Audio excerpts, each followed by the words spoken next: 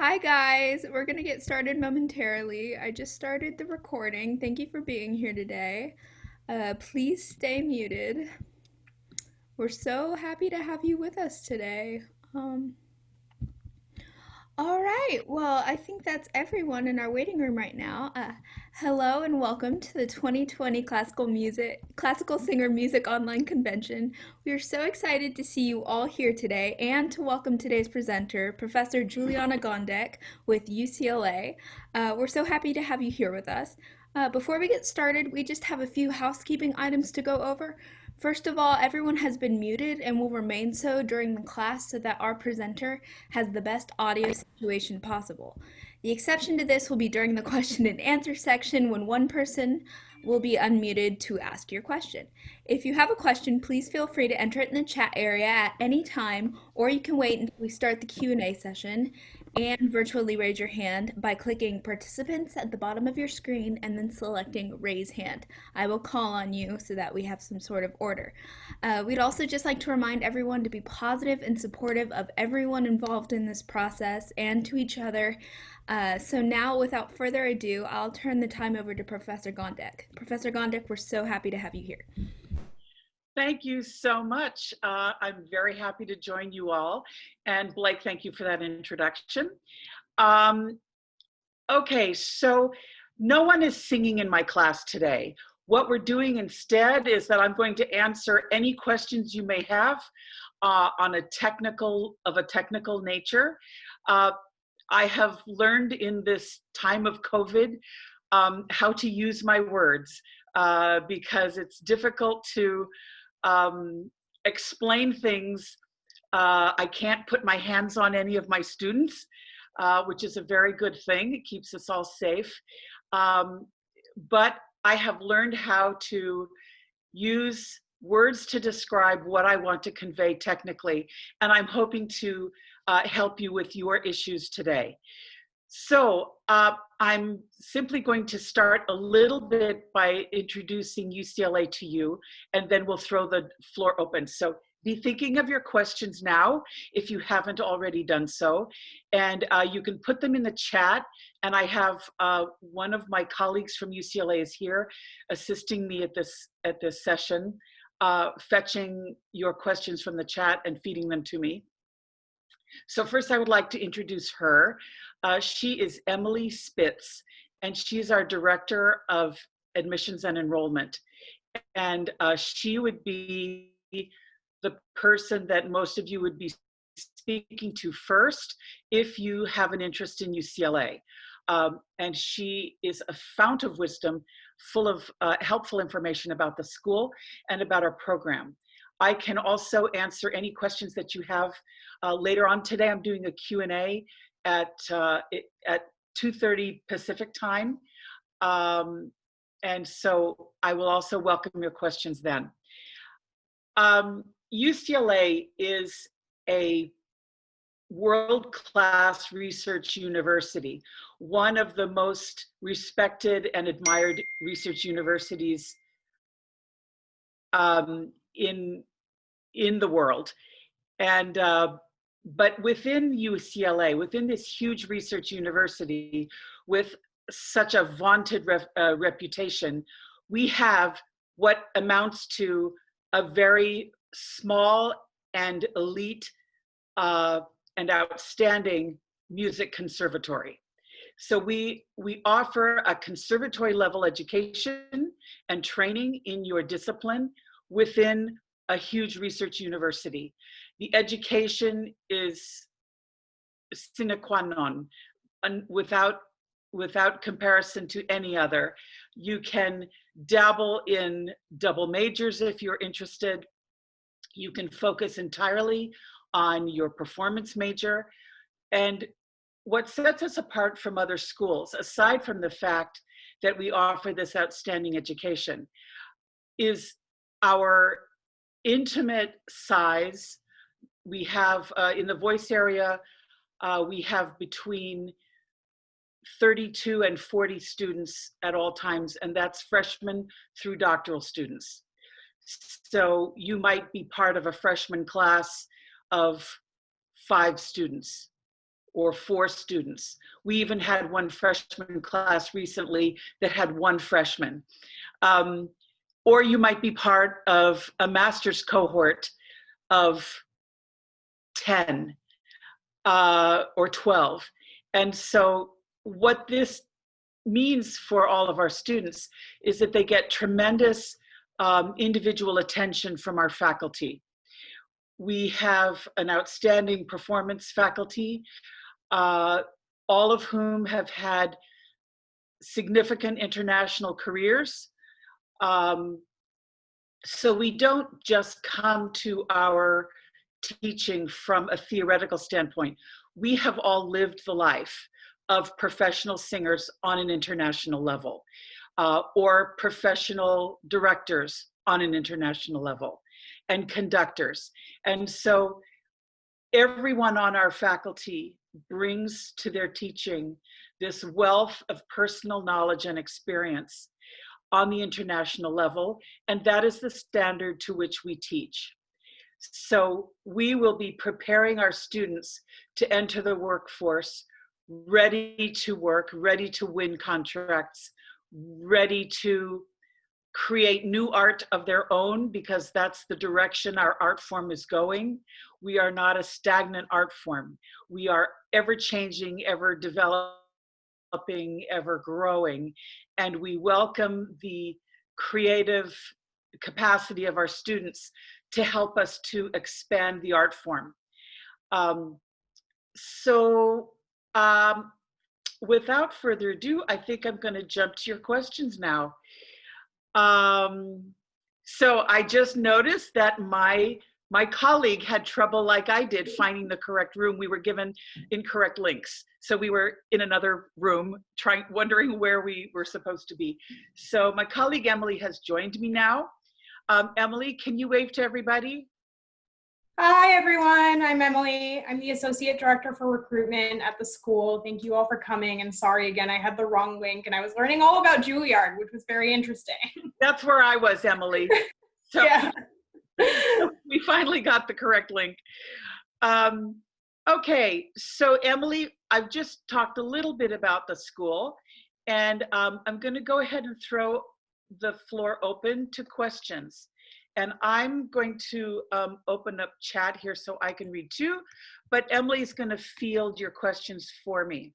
Yes, so I'll start with the chat, and yeah, it would be great if you can drop questions in the chat as they come. I think it would be easier with this large group. So I'll just go down the chat, and I have the first question. In working with high school or undergraduate students, how do you help them develop their vibrato if they have difficulty doing that?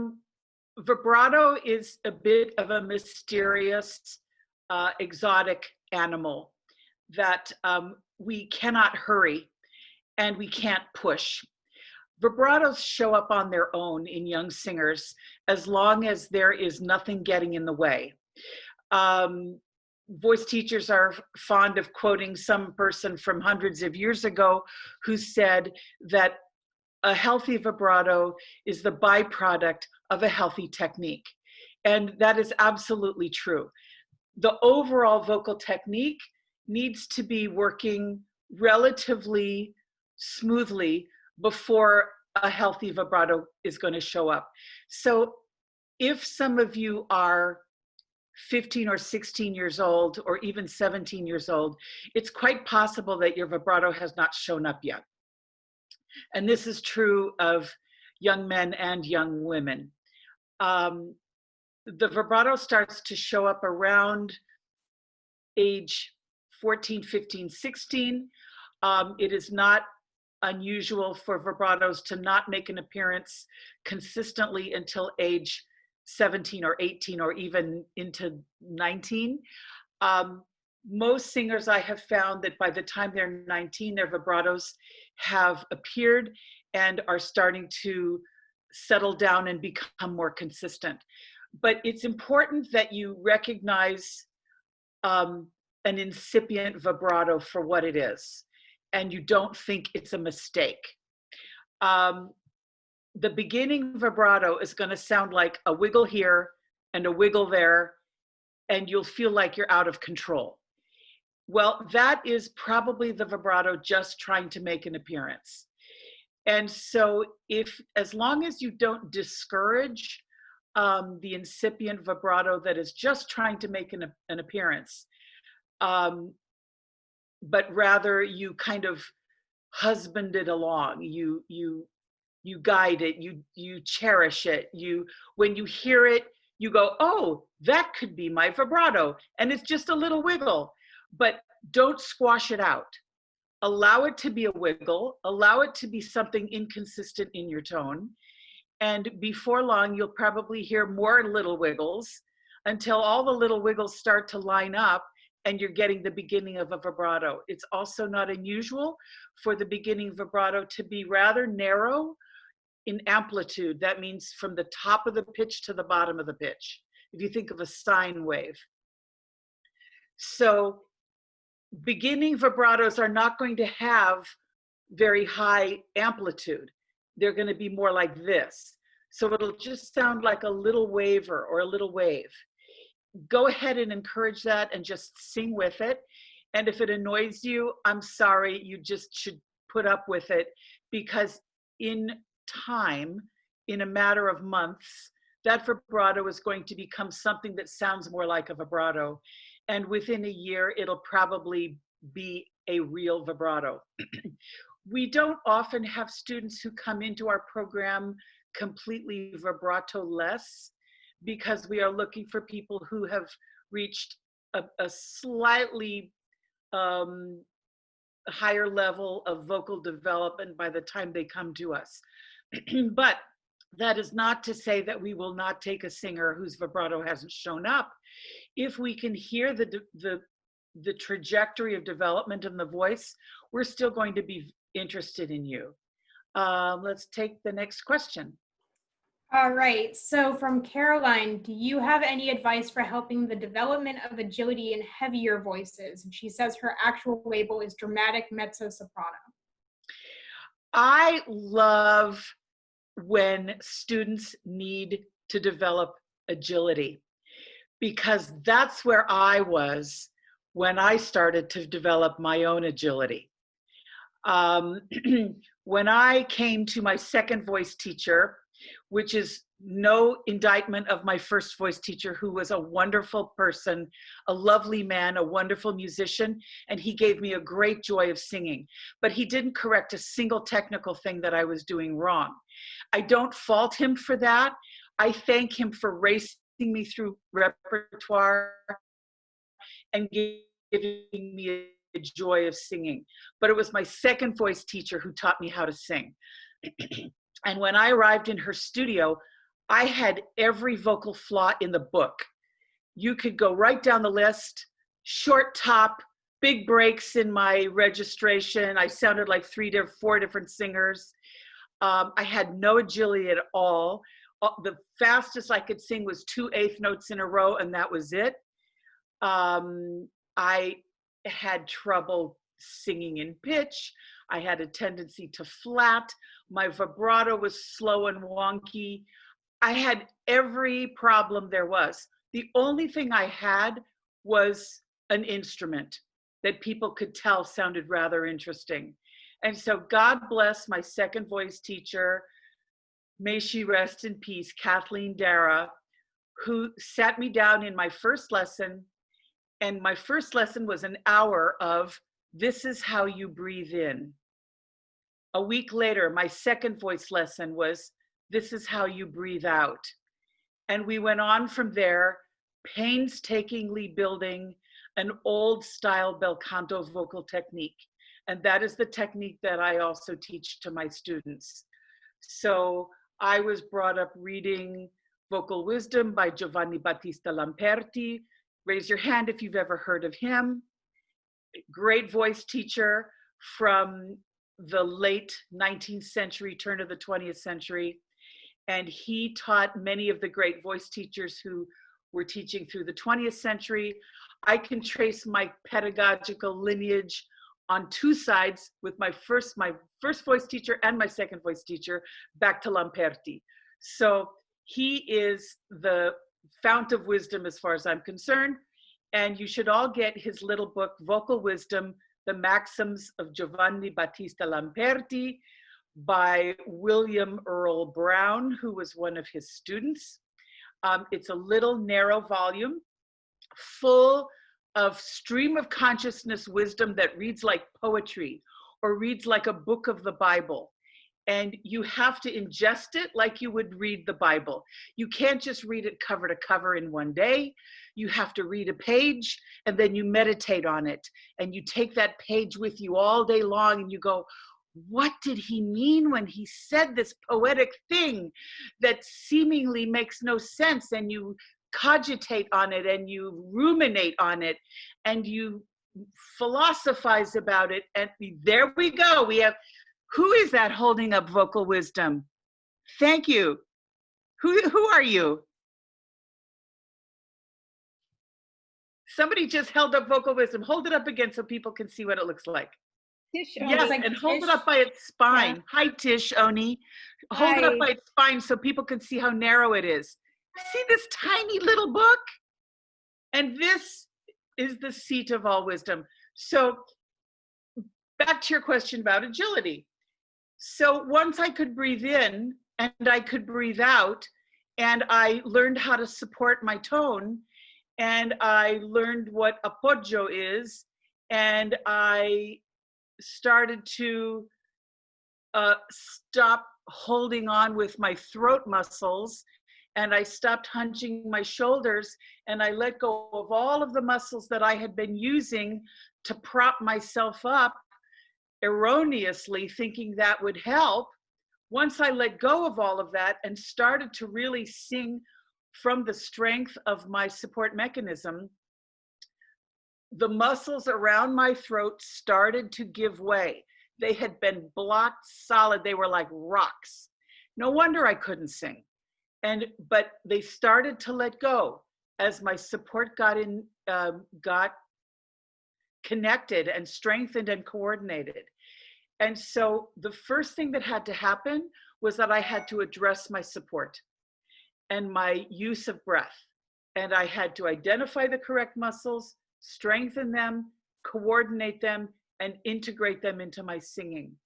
Once they had been integrated, all of the other muscles that I had been using to help, which were getting in my way, one by one, those muscles started to figure out that they weren't necessary anymore. And they started to let go. And this muscle, the sternocleidomastoid, this one right here, this big ropey muscle that goes from here to the back of the ear, that one let go, and that allowed my larynx to drop back down into a comfortable position. I started to let go of my jaw muscles, which released in turn the muscles of the soft palate, which in turn released the muscles of the base of the tongue. And I'm seeing some voice teachers smiling here because they know exactly what I'm talking about. So when all of these mechanisms started to let go because I got my support in gear, my voice started to, it started to breathe a sigh of relief. Oh, thank God I'm not trapped in all that muscle tension anymore. So then what happened? That's when I was able to start exercising my voice, find my range, iron out the registration problems. I figured out how to do a passaggio. I didn't know how to do that before. I would just crank up in one register to the next and have a big roadblock, and I would sound like, and I would go to the next register. Well, you can't have a career like that. And so I was desperate when I found her. I did have an instrument that was quite interesting, but no technique. And bit by bit, over a space of 3 or 4 years, we forged a technique. And I will tell you that it didn't take 3 or 4 years for things to start happening, because really within the first 12 months, first of all, I found my high extension. I found my whistle tones for the first time, and I was able to sing my first high C. I was a soprano with a short top. I was good for nothing. I had a really strong chest voice because I'd sung a lot of musical theater. Raise your hand if you recognize that statement in yourself. Okay. So I had a really strong chest voice, but I couldn't blend it into the middle. And so when I got to the middle, I had this big hole in my range where the sound just cut out and there was nothing there. I was like, there was nothing but air. And I had to learn how to build a lower middle range. Well, guess what? Kathleen and I did that together. And so as I started addressing, I'm back to your darling question, Ms. Caroline Urgo, I don't know how to say your last name, but Caroline, by the time my voice had released from all the tension, and I was ticking off one technical thing after another down that list that I had brought to my second teacher. By the time we got to the point of needing flexibility, everything was opened up and loose and ready to go, and my support was working. And so my teacher, who was a dramatic soprano and never sang coloratura in her life, she said to me, "I'm really sorry, but I have no experience with coloratura. I don't know what to tell you." She says, "But I can tell you that this is how the voice needs to be laid out and set up in order for the coloratura to come in." But she said, "I would challenge you to figure out on your own how the flexibility needs to come in." So I read books, I read treatises, I watched movies, I listened to interviews with people. I found singers whose singing I admired in my area. I was growing up in Los Angeles. I was a violinist at the time. I don't know if you know that about me, but my first life was as a professional violinist. But I was singing, I was learning to sing. I was playing violin in the pit orchestra for Abduction from the Seraglio of Mozart. And the woman who was singing Costanza was superb. She was a superb technician. She was a few years older than I was. I was probably 22 or 23 at the time. I had already finished grad school. I'd gotten a master's in voice and didn't know how to sing. What do you think of that? But somehow I'd gone through a master's in voice, undergrad and grad at USC, and didn't know how to sing. So here I was playing violin after my master's work and heard this amazing singer. And I said, "Oh my gosh, you are able to do anything with your voice. You can sing high, you can sing low, you have no discernible registration changes. Your coloratura is blisteringly fast and so clear.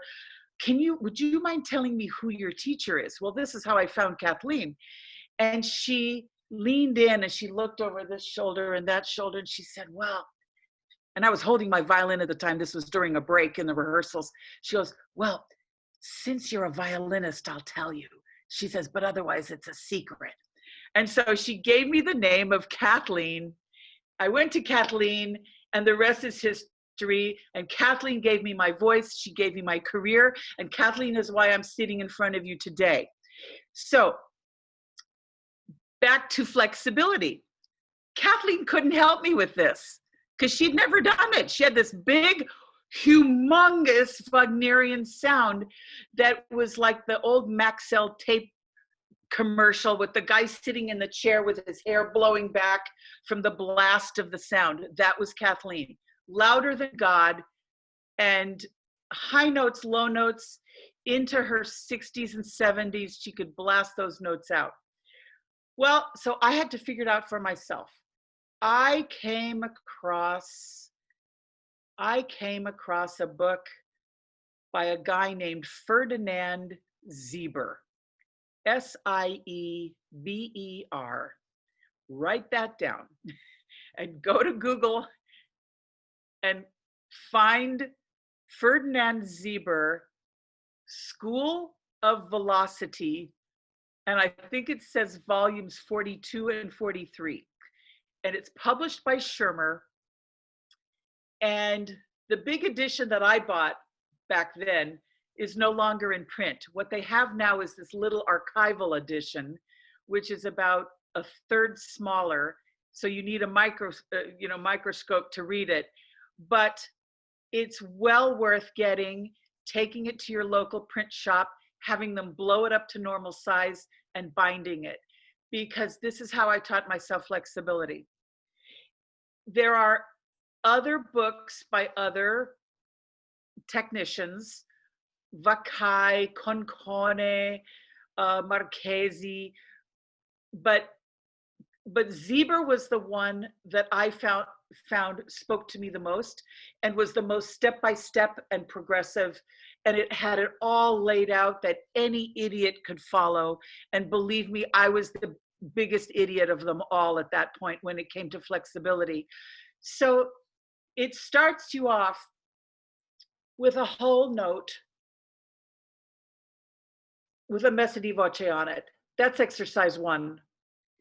And so that is just to help you feel the flow of the air. So messa di voce, that stands for mass of the voice, but it can also mean the placement of the voice, because messa is the past participle of mettere, to place or to put. So it's the placement of the voice. And if you start the quietest you can sing, you are on the little skinny thin edge of the vocal cord. And as you get louder, you dig more and more into the muscle of the voice.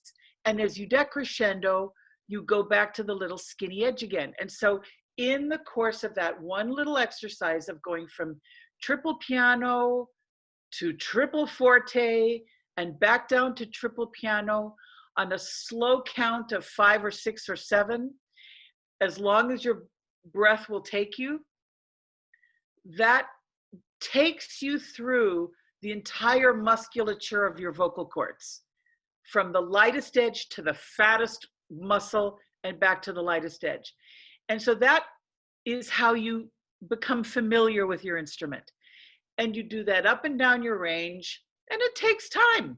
And you don't go from low A to high A in one sitting. You might only want to do 4 or 5 of these. Then the lesson 2 was quarter notes in a major second, up and down.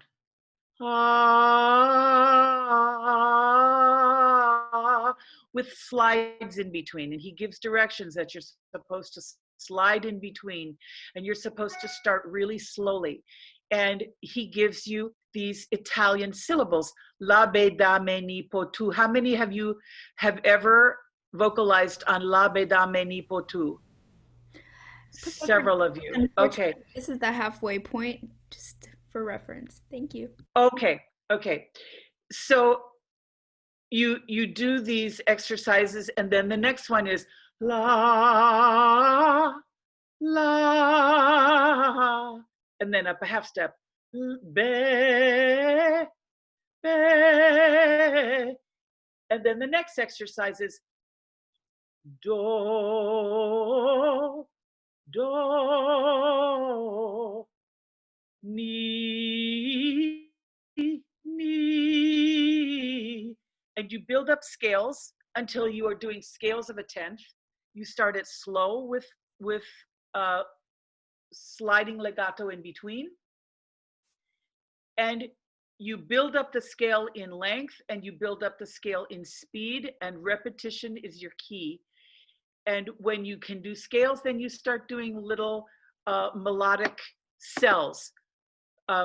Ni, po, tu, and this in the Zieber, the exercises get more and more complex until by the time you're towards the end of the book, you're singing very complicated figures with chromaticism and skips and jumps and staccato and different articulations. And so that's how I developed my flexibility. Learning to trill was another issue entirely. I had to teach myself to trill because by the time I got to the point where I needed one, it was clear that I couldn't get any further in my career unless I could trill. And so with the trill, I went back to my Zebra, and I started slowly with legato in between.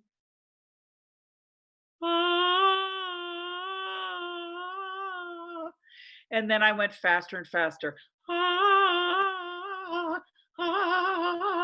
Until finally, now I'm 67 years old. I don't trill anymore. I used to trill really well, but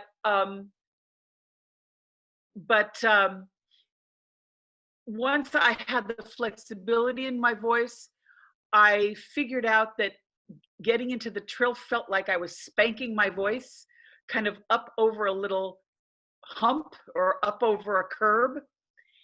And I remembered a video that I had seen with Joan Sutherland when I was taking vocal pedagogy in college. It was a very eager BBC interviewer saying, "Oh, Miss Sutherland, you have a wonder of a trill. Please share with our singers. How do you do it?" And he stuck the microphone into her face, and she said, "Well, first I sing one note, then I sing the next note, then I go back and forth between them as quickly as I possibly can." And at the time, I thought, what a stupid answer. What a in my non-singerly don't know anything wisdom, there I was judging Joan Sutherland, thinking how stupid she was to give that answer. Well, fast forward a few years, and I'm tearing my hair out because I can't figure out how to trill. And the only thing I had left was that video of Joan Sutherland going, first I sing one note, then I sing the next, and then I go back and forth between them as quickly as I possibly can. And guess what? That is how I learned my trill. Thank you, Joan Sutherland. So that is exactly what you do. And I came to realize that if I could hear both pitches simultaneously when I was trying to trill, then I was keeping the interval open. The moment you stop hearing both pitches simultaneously, that's when the interval starts to collapse and you don't have a trill anymore. You just got a big wobble. So that's the difference between a trill and a vibrato. Do we have another question? Yeah, so a bit different from the more technical questions on Ava or Ava, sorry if I'm mispronouncing. Do undergraduates receive a lot of performance opportunities? Can principal characters be given to undergraduates? She's asking whether there's seniority with the roles or if it's strictly talent-based and how good they suit the role. We cast according to who we believe is going to do the best job with the role. So we have had freshmen do lead roles, and I kid you not. We have had sophomores do lead roles. We've had juniors and seniors do lead roles. We've had grad students do lead roles. Whoever in the course of the auditioning process we feel, and in our knowledge of the students, we feel will handle the role the best, we will cast that person. We generally double cast. Sometimes we even triple cast. Sometimes we will do a grad student cast and an undergrad student cast. Because we feel that we owe both cohorts, grads and undergrads, the opportunity to get up on their feet and get on stage and learn how to coordinate their singing with their movement, their acting, their stagecraft, their dance skills. And so everybody gets judged equally. Occasionally, if we feel that there is a grad student who is deserving of an opportunity, who hasn't gotten one because the operas that we have chosen just weren't right for their voice type, we might create something especially for that student to help them shine and give them a platform for them to train themselves and be on the stage, and to get, frankly, to get some video that they can share with people who might want to hire them, or for future grad school purposes. But we have such a small group of students. With only 30 or 35 or 38 students, we have to use everybody. We don't have the luxury of parking undergrads off to the side, because we need bodies on the stage. So everybody is on stage performing. We may not do an opera that involves all 37 of them, but we make sure that anyone who is not involved in an opera in that particular quarter is being kept busy, learning skills at the level at which they are, and helping them improve their level, so that the next time we audition for operas, that those kids who perhaps are not as skilled, the next time will become more skilled, and we'll be able to put those people on the stage. So by the time they're seniors and juniors, most of our students are doing at least supporting roles in the opera, if not leading roles.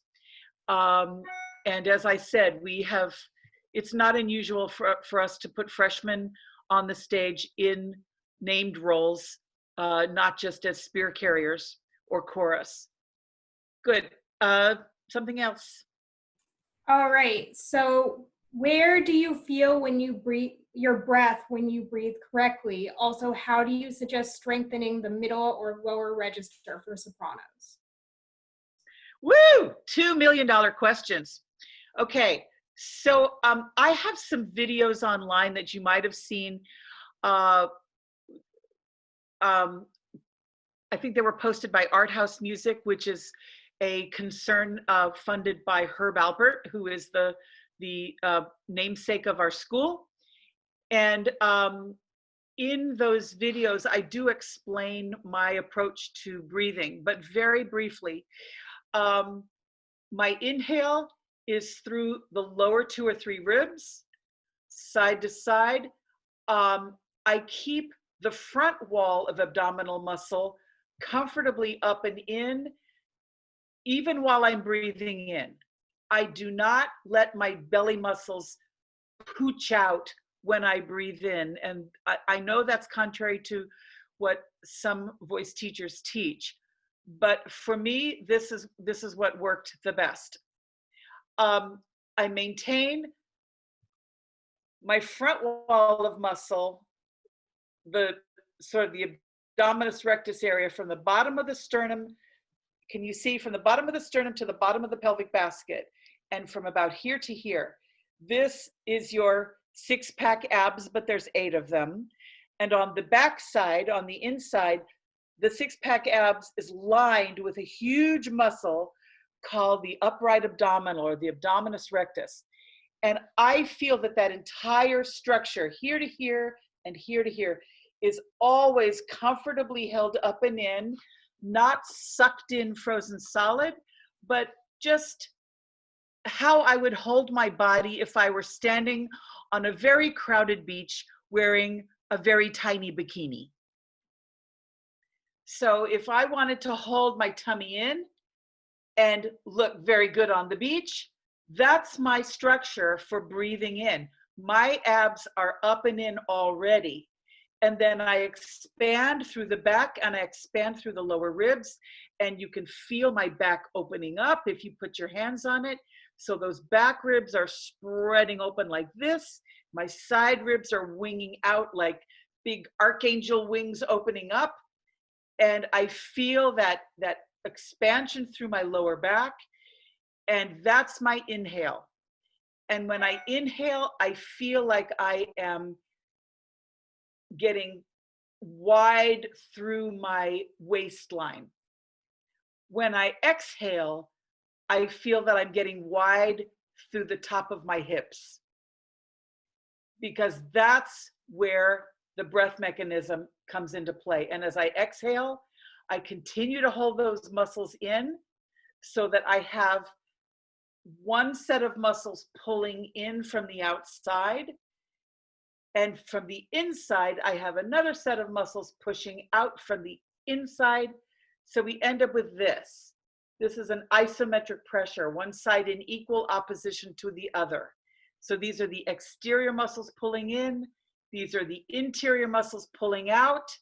They push against each other. Neither side wins, but that supports my air all the way through my breath.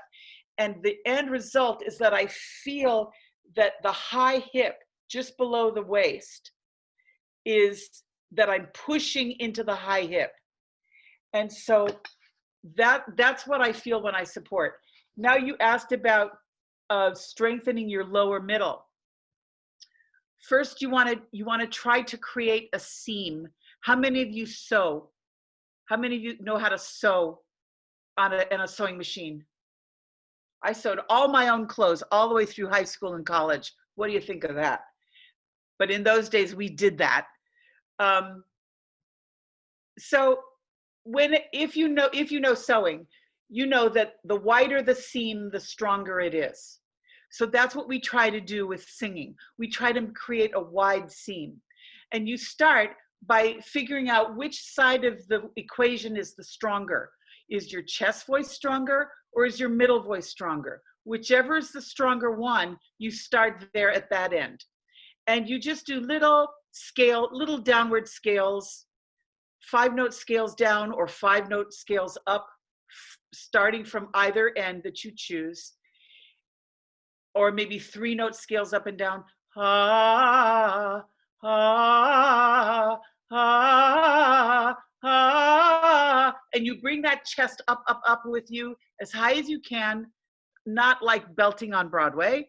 You want to probably stop by the time you're at a G, but you could belt, you can still do chest voice on an F sharp.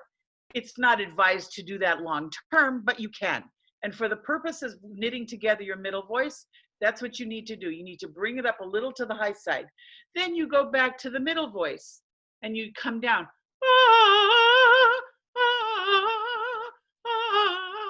And you bring it down, down, down, down until, guess what? You start to cross over. So you're doing little short scales in your middle voice, F sharp, E, D, and then E, D, C, and E flat, D flat, B natural. And so these little short scales, they start to cross one another so that you know that you can sing up to here in chest voice and you can sing down to here in middle voice. And now we have this overlap right here. And this is your passaggio, right? That overlap. And so to get the overlap, you're going to go from one end, you're going to jump over the seam to the other end. Leap over it. There might be a break. There might be a yodel. That's okay. You go back and forth between it and you put up with the yodel or the break, but back and forth, and you go as smoothly as you can, and you do it with a slide. And if you do it with a slow slide and there's a yodel in the middle, a break in the middle, you're going to feel exactly where that happens. Does it happen here? Does it happen here? Does it happen over here? Does it, where does that break happen? And you isolate down where the moment of vocal transition is. When you can get that down to a half step, and you know exactly which half step your voice wants to make the transition on, you go back and forth between it with a slide, and you're cracking all over the place, and your voice sounds completely out of control, but you put up with it because you know you have a goal in mind.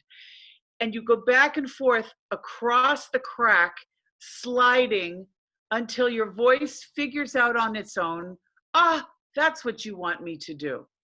And eventually it'll start to smooth out and that crack will smooth.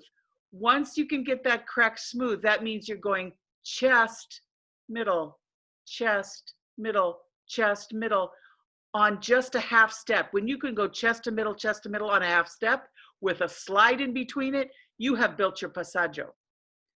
And that's basically it. And then once you distill it down to that half step, then you get brave and you start opening up the interval again. and you go to a whole step and you go back and forth across a whole step and you find the transition over a whole step. Then you open it to a minor third, find the transition across the minor third, and you keep opening it until you're able to do an octave slow slide where nobody can tell where you're making the change. So that's what I would suggest. All right, so Juliana, we have 10 more minutes, so I think maybe one more technical question. And I also reminded everyone in the chat that we will be returning at 6 p.m. Eastern Standard Time for the expo session, more of a Q&A about UCLA, the school, and the voice program in particular. I can also help with admissions things there. So last question. And if you join us right at the top of that session, I'm going to be playing a 5.5-minute video that's hot off the presses, showing our students' performances, talking about what we offer as a department. Okay, good. Go ahead. Yeah, so I'll try and combine two because I got a few questions about like injury and how this affects, you know, a growing voice. So one is, how do you repair your voice after having nodules, especially in spots that are now weak or breathy? And there was another about someone recovering from a back injury. So yeah, maybe a little bit about recovering from an injury and making sure you can still train. You know, slowly and gently, and don't be in a rush. Patience is the key. When you are coming back from any kind of vocal incapacitation, if that's a word, let's say you've had a bad flu that centered in your chest for a couple of weeks. You know, that's going to be just as traumatic to somebody as coming back from surgery for nodules. The only difference is the time frame. So when you come back to singing after not being able to sing for a while, first of all, don't be impatient. Don't feel that you need to constantly test your voice to see how you're doing. Trust that the silence and the body's healing process will take care of itself. The body is very adept at healing itself if you just give it time. So when you're coming back from a prolonged illness or from nodule surgery or from a wrenched back where all the muscles hurt like the dickens, you want to stretch the muscles first. And so that's going to probably mean you start first just with your abdominal crunches and strengthening that mechanism again. That would be a good idea. Or just leaning back in a chair if getting on the floor is too strenuous. Leaning back in a chair involves all of those breath muscles. And just doing this can sometimes be enough to strengthen your muscles to come back from an injury. Start very easily. Don't start with practicing an hour a day. Start practicing with 2 or 3 minutes at a time, 4 or 5 times throughout the day. And start in whatever part of your voice that you can phonate, find wherever that is, probably in the middle of your range. Ooh. Find a small vowel like oo or e. Don't try to put vibrato into it, just blow your air through. Ooh. So that you're feeling that the wave of the air propels your voice like a surfer on a surfboard on the front of a wave. Ooh. Ooh. Ooh. A few of those, and you might be done for the day. And the next day, you do a few more, and you maybe take it up a couple notes higher and a couple notes lower. And over time, over a span of a week, maybe, you can build the strength of your voice back. If you've had nodule surgery, you don't want to be using your voice until your doctor says you can. If you've been given clearance by your doctor, then I would use this method, just very gently, just phonate. And it doesn't even have to be singing. It can just be spoken phonating. Ah, ah, ah. Your voice goes up, your voice goes down, your voice goes up and down. You know, and just little, whoop, whoop, whoop, oh, oh, oh, oh, oh. Just make little sounds just to use the voice and get it accustomed to being used.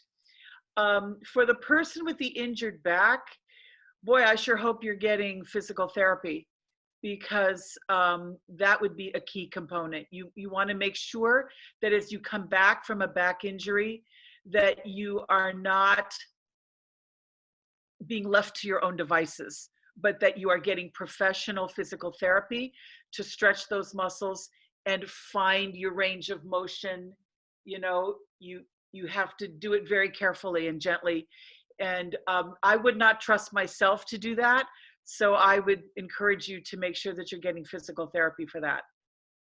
Anything else? Emily, another question maybe? Yeah, we could do a quick one maybe. There was a question about warm-ups. So if you want to maybe end it by sharing some of your favorite warm-ups. Oh, I always start by, I start the day in the shower, figuring out if this is a good day to sing. I figure out that it's a good day to sing if in the shower I go, ah, and I start at the bottom of my range and I do a big siren up to the top and I come down, and I do 3 or 4 of those.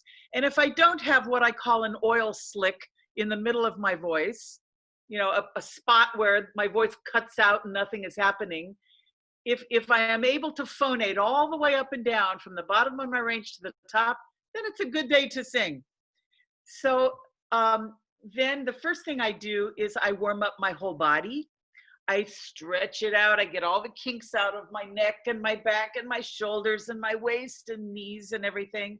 I get all the crackles out, and I do some breathing, right? I'll do some big breaths in and out, and I might do some panting.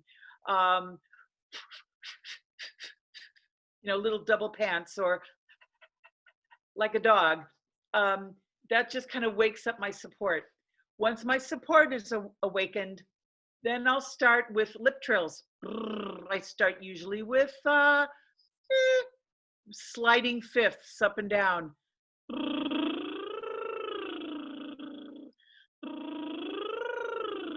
And always with slides in between, because I like to hear the voice get from one place to the next.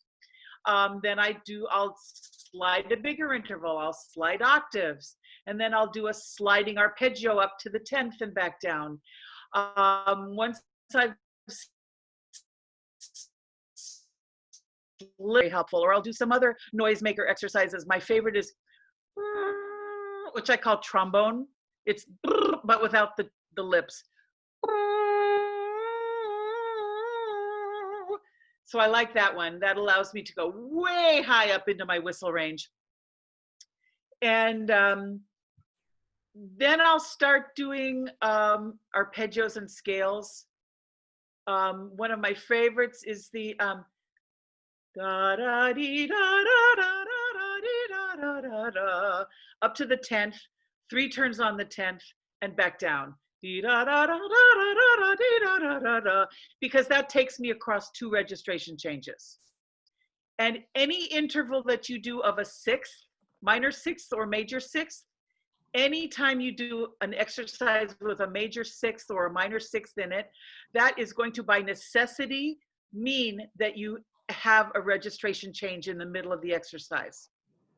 Because any 6th that you can sing anywhere in your range, it either means you start in this register and jump over the bridge into the next register, or you start in the bridge or the passaggio and you go into the next register, or you start in the register and you go into the passaggio. So any 6th is going to involve registration changes. So those are just, so I know we're out of time. Join me in a few hours, and we'll have another Q&A. And the nice thing about that is that if it goes over, in fact, didn't they say they would let us go into a breakout We room? did, yeah, and I did get one question about older singers that a few people would like answered. So maybe I don't know if you have a few minutes now. I don't know if classical I singer am will let us. happy to. I'm happy to stay here and answer more questions now. I Classical have singer, nothing do we need to to do. be out of here? Unfortunately, we have Yeah. the next session on this Zoom account. However, after the expo session, there might be time if people would like to Okay, continue so then. come back and join me for my expo session. I will stay after that and answer every question that anybody has. I'll stay till the cows come home, and I'll answer all your questions. And see you later. I Well, hope thank you you, enjoyed this. Professor, for joining us, and thank you, Emily, for your help and your presence. And we're so lucky to have your insight. Thank you for joining us. Thank you all.